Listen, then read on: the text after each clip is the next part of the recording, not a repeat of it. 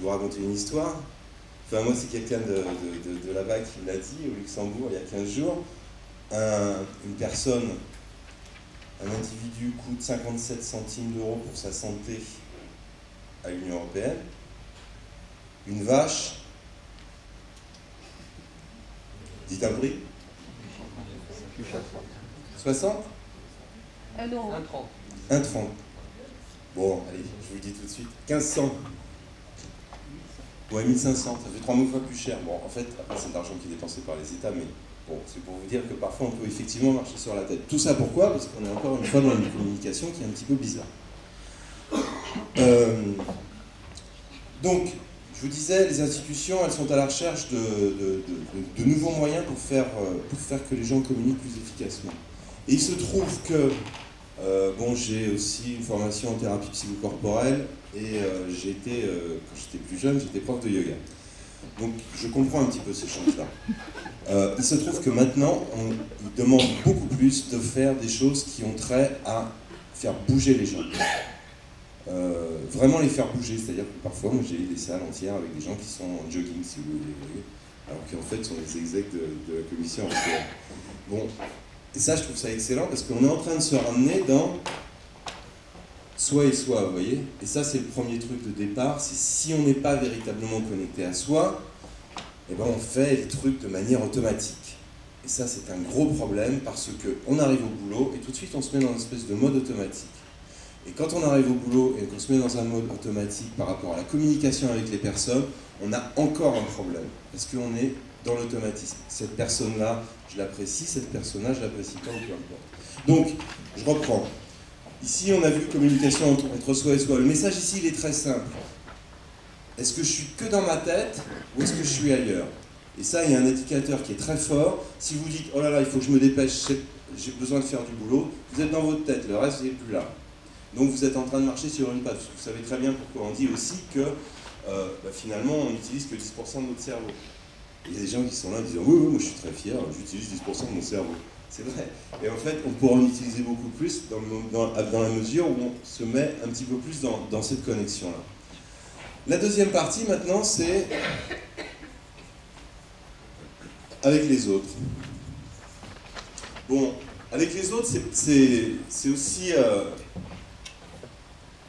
comme je vous l'ai dit à l'instant, on est aussi lié à la réaction, fonctionner dans la réaction. J'aime pas ce type de personne, celui-là, ça fait 10 ans qu'on se croise dans les couloirs, mais bon, il ne me parle pas, donc moi du coup je ne lui parle pas. En fait, vous voyez, on a pas mal de difficultés aussi avec la différence des autres. Il y en a parmi vous qui connaissent le MBTI, le Myers-Briggs? Bon, il y a une bonne partie, bon, très bien, d'accord. Alors, en fait, juste pour très brièvement, le Myers-Briggs, c'est un outil qui a été développé, on va dire, depuis la guerre, mais qui est utilisé depuis le milieu des années 70 aux États-Unis, et puis maintenant un petit peu partout dans le monde. Moi, je l'utilise presque toutes les semaines. C'est un outil psychotechnique pour déterminer les préférences des gens. Savoir est-ce qu'on préfère écrire avec la main droite ou écrire avec la main gauche. Ok ? On a des préférences. Et il n'y a pas de bien, il n'y a pas de mal. Je veux dire, tous les gauchers ne sont pas des gens extraordinaires et les droitiers des gens obtus, ou l'inverse. Vous voyez ? On est encore une fois dans ce genre de préférence qui est, c'est naturel, mais c'est différent. Et du coup, c'est pas parce que vous êtes droitier que vous avez du mal à communiquer avec un gaucher. Ça, on est bien d'accord. Maintenant, juste pour prendre un ou deux exemples assez rapidement. Déjà, le style de vie, tiens, par exemple. Le style de vie. Donc, je ne vais pas vous décrire le MBTI parce que ça prendrait trop de temps. Et puis, de toute façon, c'est passionnant, mais là, il ne s'agit pas vraiment de ça. C'est simplement, on parle ce matin de la communication. Est-ce qu'il y a des gens parmi vous qui sont contents de se faire une liste le matin et de la regarder le soir en disant « Ah, c'est super, j'ai tout coché ». Bon, d'accord. Est-ce qu'il y en a parmi vous à qui on donne un travail en vous disant « Bon, alors je vais vous faire un petit dessin, tiens.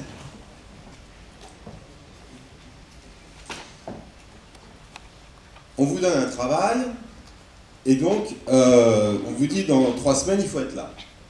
Donc vous partez et vous dites, ah, je m'y mets tout de suite. Super. Et vous y mettez, vous y mettez, vous y mettez, vous y mettez, vous y mettez, vous y mettez. Et puis après, ah, tout d'un coup, on y arrive. Ça arrive à certains d'entre vous? N'ayez crainte, hein, moi je l'ai fait aussi. Merci. Bon, là on vient d'avoir en fait une petite distinction entre deux types de préférences, deux styles de vie. Le premier, en fait, a tendance à se mettre au boulot tout de suite et à progresser de manière régulière. Le deuxième, il progresse de manière un petit peu différente. Le premier va chercher la fermeture, c'est-à-dire une fois que c'est fait, il n'y a pas besoin de revenir dessus. Il déteste ce que moi j'appelle l'effet du saumon, c'est-à-dire que, ah zut, il faut qu'on revienne en arrière, qu'on monte un peu dans la rivière parce qu'il y a quelque chose à changer. Et là ils vont vous dire, ah ben non, on avait dit que c'était comme ça, on n'y touche plus. Et ceux-là, eux ils cherchent l'ouverture. Chaque instant qui passe est porteur d'une nouvelle information. Et là c'est merveilleux parce que, en fait il y a une prière qu'on apprend, que les formateurs du MBTI peuvent se procurer. Et la prière de ces gens-là, c'est « Oh Seigneur, donnez-moi la force de terminer ce que j'ai. » Oh, un papillon. Donc, effectivement, ces gens-là, comme ils sont en train de se mettre dans cette position-là, à la fin, quand ils se mettent à travailler, ça ne veut pas dire qu'ils n'arrivent pas à donner le résultat. Ça veut simplement dire qu'ils vont trouver quelque chose, ils vont trouver un moyen pour faire le maximum dans un temps réduit. Ça n'a rien à voir avec l'appareil, c'est simplement une façon de procéder. Il y en a qui cherchent la fermeture, il y en a qui cherchent l'ouverture. Bon, maintenant, Project Manager, imaginez, vous êtes dans cette personnalité-là, hein, des gens qui veulent avancer tout le temps. Encore une fois, il n'y a rien de mal. Vous êtes manager et vous allez voir la personne qui travaille sur le projet ici. Et vous lui dites, bon alors comment ça se passe? Ah, ça se passe très bien, tout va bien. Bon, d'accord, t'as des problèmes? Non, non, aucun problème. Bon. Tu peux montrer quelque chose? Ah ben non. Pourquoi tu peux rien montrer? Et alors là, ça devient une catastrophe, parce que pour cette personne-là, on devrait être là. Et pour cette personne-là, c'est tout à fait normal d'être là. Et qu'il y ait quelqu'un qui la regarde avec des yeux ronds en disant « mais t'as rien fait ?»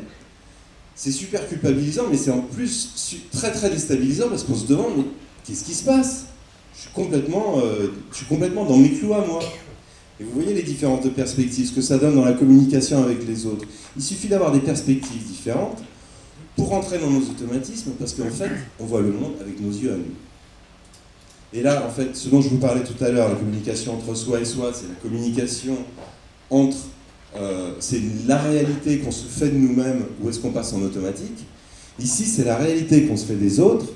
Est-ce qu'on accepte la réalité des autres ou est-ce qu'on prend simplement notre réalité à nous? À l'inverse, juste pour terminer sur cet exemple-là, à l'inverse, vous avez ici un manager qui fonctionne de cette manière-là.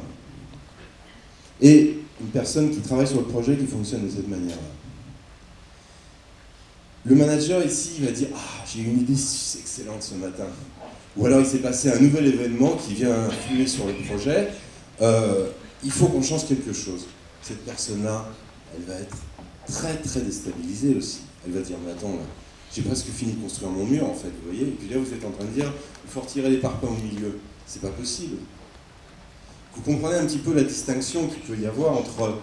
Enfin, la distinction de perspective qu'il peut y avoir entre les êtres humains à ce niveau-là. Et encore, je ne vous cite qu'un exemple. On pourrait en citer des milliers sur d'autres types de préférences.